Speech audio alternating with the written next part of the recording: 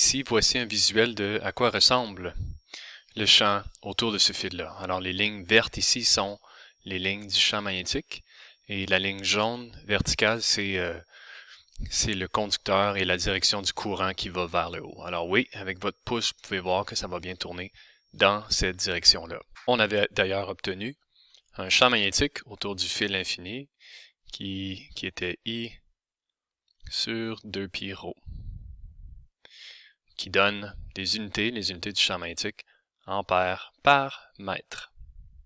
On va maintenant appliquer cette même méthode, mais à une géométrie un peu différente, celle d'une boucle de courant.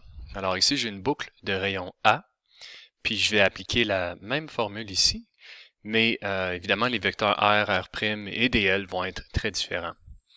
Ici, on est pas mal encore avec les coordonnées cylindriques. Alors, un petit morceau de fil ici, dl, qu'est-ce que ça va être? Ben, en fait, ça va tourner, hein, le courant va tourner dans cette direction-là. Puis, un morceau de fil, ici, c'est un arc de cercle. Donc, rayon fois l'angle. Ici, un tout petit angle des phi. Et le rayon, c'est quoi? Ben, le rayon est fixe. Ici, fixe est égal à A. Hein? Le rayon de la boucle. Bon, mais on va donc avoir A des phi. Et ça va dans la direction azimutale, comme ça ici. On peut maintenant essayer d'identifier les vecteurs R et R'.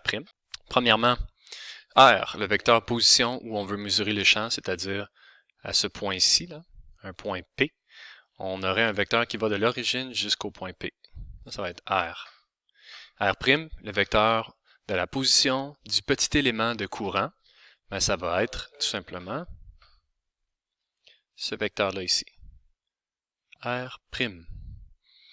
Et c'est égal à quoi ces choses-là? Bon, ben on voit bien que R semble être le vecteur Z, et R' semble être le vecteur juste du rayon en coordonnées cylindriques. C'est là où on va appliquer encore une fois le fait que ρ est fixe et que c'est égal à A pour nous donner un vecteur R' qui est essentiellement A. On va garder ça en tête parce que ça va me permettre de faire une grande simplification un petit peu plus tard. Le fait qu'il y a une symétrie et qu'on va faire 360 degrés, bon, j'en dis pas plus. On va faire quoi avec tout ça? Ben, on a exprimé dl. On va maintenant exprimer R moins R', faire la norme, et puis ce vecteur-là. Puis ensuite, on va faire le produit vectoriel.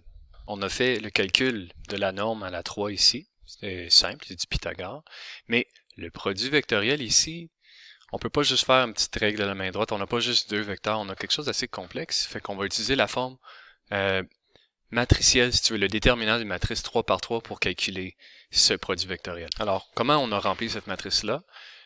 On a les vecteurs unitaires ρ, phi et z.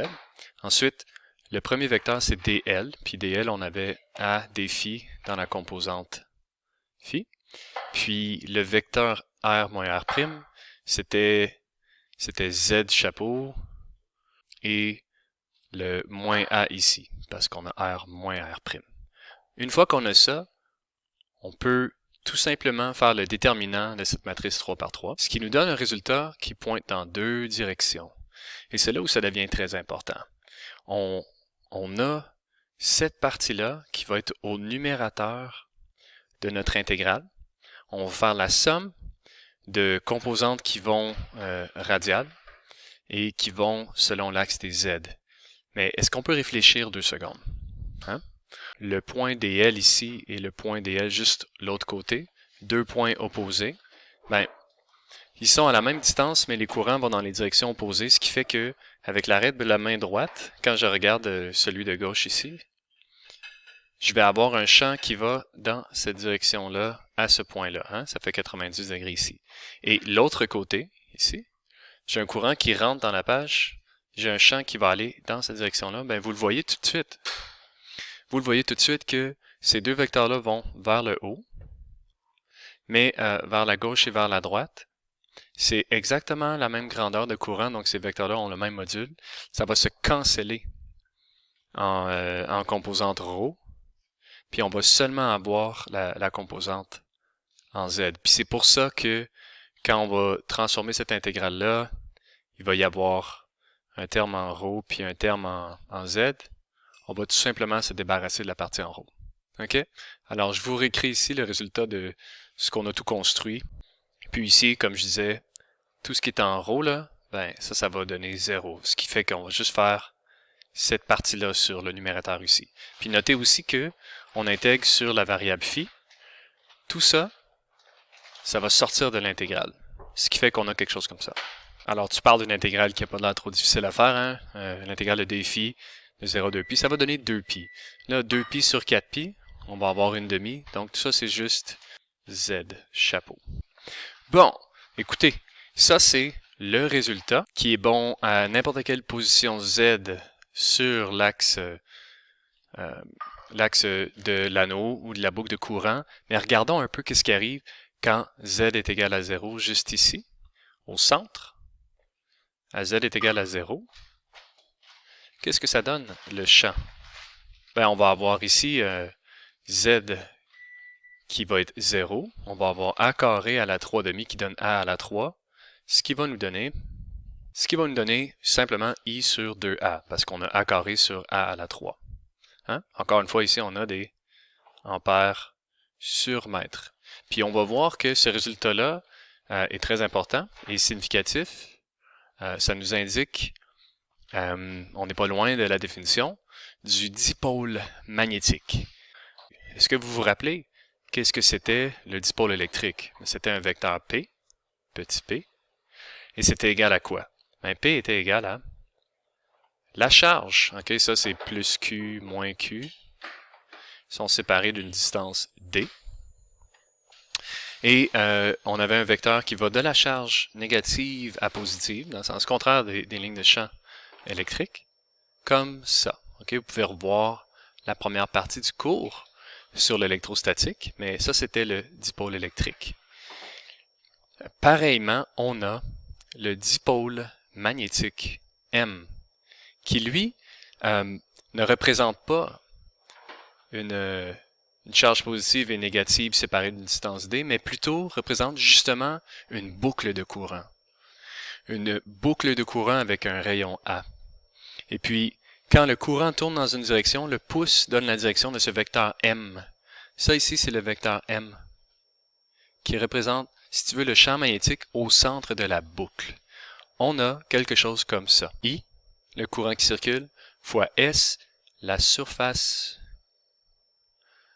de la boucle, okay, contenue dans la boucle, dans la direction du champ magnétique. Puis, on va rajouter à ça, pour que la formule soit bonne et générale tout le temps, un N ici, qui serait le nombre de tours de la boucle. Donc, par exemple, une boucle qui est plusieurs tours, ici on aurait quelque chose comme N est égal à 4, là, avec un courant qui tourne ici, mais ça va produire un vecteur M qui va être un petit peu plus fort que si on avait juste un tour. On peut regarder maintenant ce résultat-là, puis voir si on ne pourrait pas exprimer le champ magnétique sur l'axe Z d'une boucle, mais en fonction de ce dipôle magnétique. Donc, on avait obtenu le résultat H est égal à la chose suivante. Ce résultat-là, maintenant, on va essayer de l'exprimer en fonction de M. Comment est-ce qu'on va faire ça? Bien, on va réaliser que d'abord, cette surface S, qu'est-ce que c'est? Mais c'est la surface d'un disque, hein? Un disque de rayon A, donc pi A au carré. Puis c'est orienté vers le haut, OK, Z chapeau. Qu'est-ce qu'on va faire? On va multiplier cette formule-là de H par pi divisé par pi, c'est-à-dire par 1. On a le droit de faire ça. Ben, ce que je vais faire, je vais regrouper A carré, pi et Z, ou plutôt pi A au carré, Z, il me reste I. Et ensuite, en dessous, je vais avoir 2pi fois la même chose, Z carré plus A carré. Pourquoi vous faites ça, monsieur? Ben, vous allez voir. OK? Il se trouve que pi A carré Z, ben ça, c'est justement le vecteur S. Donc ici, on a I fois S. Puis tout ça divisé par 2pi encore Z carré plus A carré. Lui, on s'en sauve pas, là. Mais justement, là, I fois S, supposons que N est égal à 1, mais ça, c'est justement M. Fait qu'on vient de trouver une façon d'exprimer H en fonction de M. H va être, et voilà, le champ exprimé en fonction du dipôle magnétique. Et puis, si Z est égal à 0, si on était très très loin, si Z était très très grand, alors Z ici dominerait, puis on aurait un résultat différent. Vous pouvez le faire, je vous le laisse. Ce que je veux vous montrer par contre, c'est à quoi ressemble le champ autour d'une boucle. Ici, on a une boucle, et le courant va dans cette direction-là. On aurait une façon de représenter cette boucle de courant-là avec le dipôle magnétique, mais les lignes ici sont les lignes de champ de la boucle.